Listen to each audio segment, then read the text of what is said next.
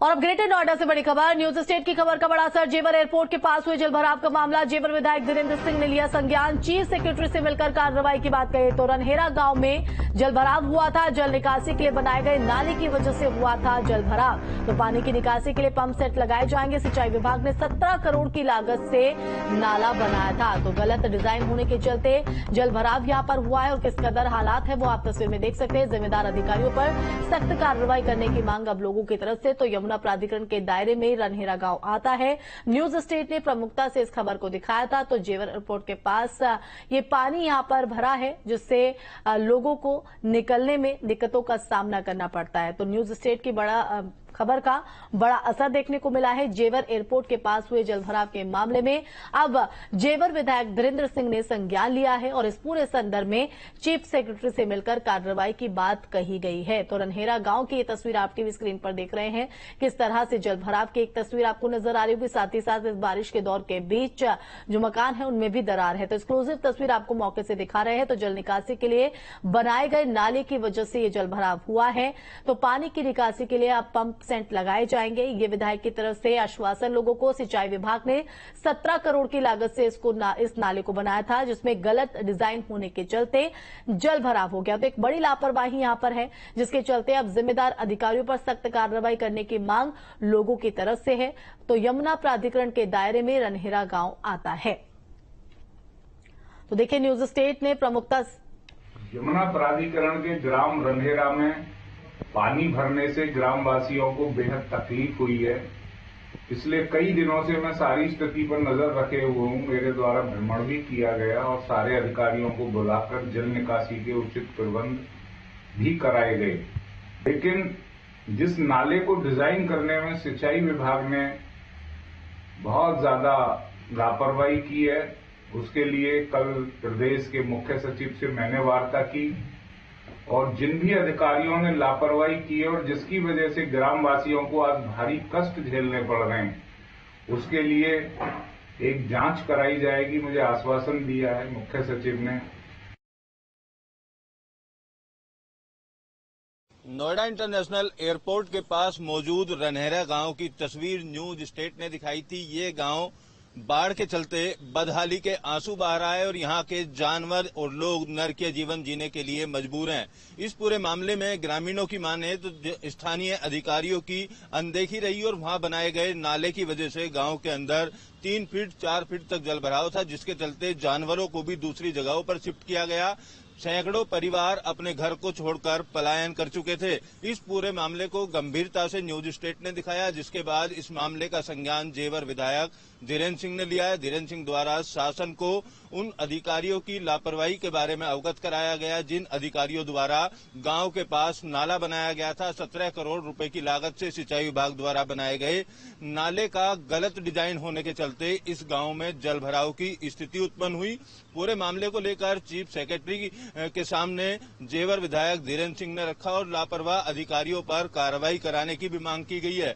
नाले के निर्माण को लेकर जिस तरीके की लापरवाही हुई है, उसको लेकर भी तमाम तरीके की जांच कराने की यहां पर जेवर विधायक द्वारा सवाल उठाया गया और खुद ग्रामीणों को जल भराव से मुक्ति दिलाने के लिए जेवर विधायक वहां का भ्रमण भी कर चुके हैं। भ्रमण करने के बाद शासन को पूरे प्रकरण से अवगत कराया गया है। माना जा रहा है आने वाले दिनों में जिम्मेदार अधिकारियों पर ठोस कार्रवाई देखी जाएगी और जल्द ही ग्रामीणों को इस बाढ़ से मुक्ति दिलाने के लिए पंप सेट लगाकर वहां से पानी की निकासी के लिए आदेश दिए गए हैं। वीडियो जर्नलिस्ट जैनेन्द्र के साथ Amit Chaudhary, News State, Greater Noida. तो वहीं नोएडा में कई दिनों से हो रही लगातार बारिश से मोरना में बस डिपो की दीवार गिर गई। गनीमत ये रही कि दीवार के पास कोई मौजूद नहीं था। वहीं स्थानीय लोगों ने दीवार की गुणवत्ता पर सवाल उठाए हैं। इस दीवार का निर्माण का नोएडा प्राधिकरण, बता दें कि इस दुकान का जो दीवार का निर्माण है वो नोएडा प्राधिकरण ने किया था। नोएडा के मोरना गांव में बने बस डिपो की दीवार गिर गई है। पिछले 8 दिन से लगातार रुक रुक कर हो रही बारिश इसके पीछे की वजह मानी जा रही है।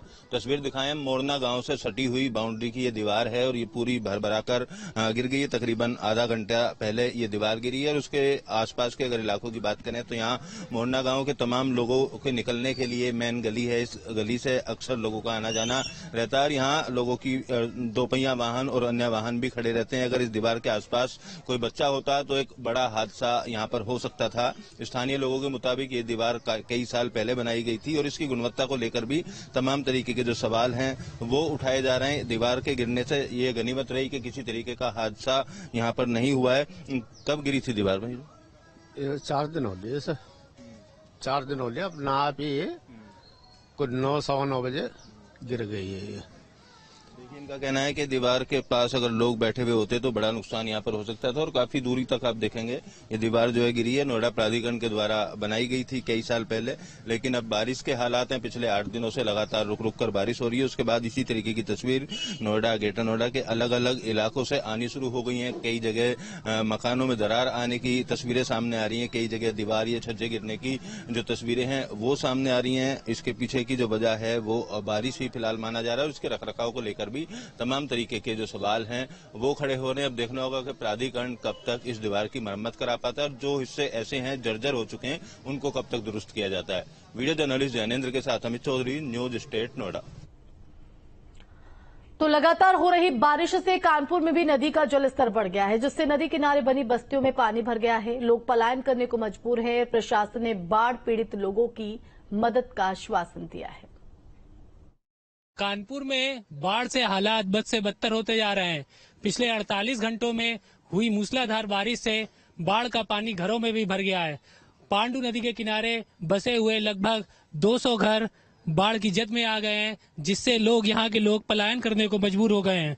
यहाँ पर प्रशासन की तरफ से भी थोड़ी व्यवस्थाएं की गई हैं। प्रशासन का कहना है कि उनको शेल्टर होम की व्यवस्था दी गई है कि जहां पर इनको रुकने और खाने पीने की व्यवस्था भी दी गई है। लेकिन वहीं बस्ती वालों का कहना है कि हमें प्रशासन की तरफ से किसी तरीके की राहत नहीं मिल रही है। सब कुछ महिलाएं भी हैं, आइए उनसे बात करते हैं और जानने का प्रयास करते हैं कि वो किस तरीके से अपना दैनिक जीवन व्यतीत कर रही हैं और कैसे उनको दैनिक जीवन की वस्तुएं मिल रही हैं। क्या नाम है आपका? सीमा यादव। सीमा जी, क्या मतलब किस तरीके की समस्याओं का सामना करना पड़ता है? सर, यहाँ पानी बहुत ज्यादा आ जाता है। लोग यहाँ कोई सुनवाई धुनवाई नहीं होती है। अधिकारी लोग आते देख के लौट जाते हैं। साफ तौर पर यहाँ पर लोगों का कहना है कि हर वर्ष यहाँ पर पांडू नदी के घेरे में ये जो 150 से 200 बस्तियों के घर आते हैं, इनमें पानी भर जाता है और इन्हें 15 से 20 दिन रोड पर बिताने के लिए मजबूर होना पड़ता है। प्रशासन हर बार आकर खाना पूर्ति कर देता है, उनके लिए कुछ खाने पीने की व्यवस्था कर देता है, लेकिन ये लोग यहाँ पर अपना कुछ न कुछ स्थायी इलाज चाहते हैं। वीडियो जर्नलिस्ट अमित सिंह के साथ अनिल त्रिपाठी, न्यूज स्टेट कानपुर। तो वहीं गाजियाबाद में लगातार हो रही बारिश के बाद सड़कों का बुरा हाल है। ज्यादातर सड़कों पर बारिश का पानी भर गया है। सड़कों पर कई जगह गड्ढे हो गए हैं। गाजियाबाद के बुलंदशहर औद्योगिक क्षेत्र की सड़क का हाल बेहद खराब हो चुका है। सड़क पर गड्ढों के चलते हादसे भी होते रहते हैं, क्योंकि सड़कों पर बारिश का पानी भरा होने की वजह से गड्ढे नजर नहीं आते और लोग हादसे का शिकार हो जाते हैं। लगातार हुई बारिश की वजह से शहर की ज्यादातर सड़कों के अंदर गड्ढे हो गए हैं। इस वक्त हम मौजूद हैं गाजियाबाद के बुलंदशहर इंडस्ट्रियल एरिया के अंदर। इंडस्ट्रियल एरिया की सड़क का हाल देखकर आप भी चौंक जाएंगे। तस्वीरें आप देखेंगे तो आप देख सकते हैं पूरी सड़क पर पानी भरा हुआ है, गड्ढे ही गड्ढे हैं। ऐसा लग ही नहीं रहा कि सड़क बनी हुई है। गाड़ियां जो आ रही हैं बड़ी धीमी रफ्तार से आ रही हैं। उसकी वजह यही है कि आगे गड्ढा ना हो, गाड़ी पलट ना जाए, और ज्यादातर गाड़ियां रॉन्ग साइड से भी आ रही हैं ताकि गड्ढों से बच सके और ये पता रहे कि किस तरह से निकलना है बचकर। कितनी खराब सड़क हो गई है भैया? रास्ता खराब है जी, सड़क पूरी टूटी हुई है। हाँ सर, टूटी हुई है, काफी गड्ढे हो रहे हैं, गहरे गहरे गड्ढे हो रहे हैं, इनका भी ये कहना है। क्या सर, बाबूजी क्या कह रहे हैं? 3 से 4 फुट गड्ढे हैं। आज से नहीं, कम से कम 4-5 महीने से चल रहा है। हमारी 2-2 3 दिन गाड़ियां को जो है ना, इंजन टूट गया, वो ब्रेकर में लग के से भी हो जाते होंगे, गाड़ियां पलट जाते होंगे कि गाड़ी आपस में जैसे कोई चल रहा है आगे, पीछे वाला पता नहीं है, वो थोड़ा सा स्पीड आ रहा है तो जैसे गाड़ी रुकी वो पीछे टक्कर मार देता है। कई बार गाड़ियां टूटी हैं। हम लोग तो बराबर यहाँ आते जाते रहता, काम है अपना, लेकिन हम कैसे आते हैं तो हम ही जानते हैं। 2-3 दिन बार गाड़ियां हमारी टूट चुकी है यहाँ पे। गाड़ियां टूट चुकी हैं, कई बार हादसे भी हो गए हैं, इनका साफ तौर पर कहना है। और वाकई इस सड़क की जो हालत है बेहद जर्जर हालत है। और इसी तरह से बारिश की वजह से गाजियाबाद में तमाम ऐसी सड़कें हैं जहां पर गड्ढे हो गए हैं और उन गड्ढों की वजह से लगातार हादसे भी हो रहे हैं। वीडियो जर्नलिस्ट अमित कुमार के साथ हिमांशु शर्मा, न्यूज स्टेट, गाजियाबाद।